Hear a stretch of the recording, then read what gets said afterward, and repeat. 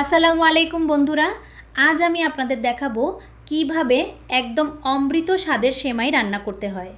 প্রথমে হাঁড়িতে এক গাদা সাদা ধবধবে সেমাই নিয়ে নিলাম।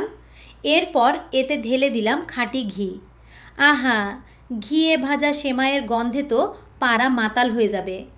এবার খুন্তি দিয়ে আচ্ছা করে নেড়ে চেড়ে সেমাইগুলোকে একটু লালচে করে ভেজে নিন। একদম পুড়ে যেন না যায়, খেয়াল রাখবেন কিন্তু। ভাজা হয়ে গেলে সেমাইগুলো তুলে নিয়ে হাঁড়িতে দিয়ে দিন একদম ঘন দুধ।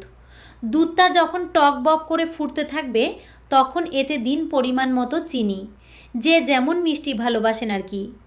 এরপর আসবে আসল মশলার জাদু।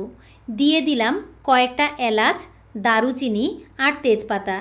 উফ, এই মশলার সুবাসে তো মনটা এমনিই ভালো হয়ে যায়।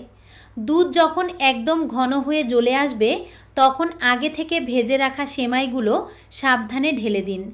খুন্তি দিয়ে আলতো করে নাড়ুন যাতে মশলা আর দুধের সাথে সেমাইগুলো একদম মিলে মিশে একাকার হয়ে যায়। দেখুন কি সুন্দর ঘন হয়ে এসেছে। ব্যাস, তৈরি হয়ে গেল আমাদের জিভে জল আনা স্পেশাল সেমাই। ভিডিওটি ভালো লাগলে কুকিং ব্লগস বেঙ্গলি পেজ বা চ্যানেলটিকে ফলো আর সাবস্ক্রাইব করবেন। খোদা হাফেজ।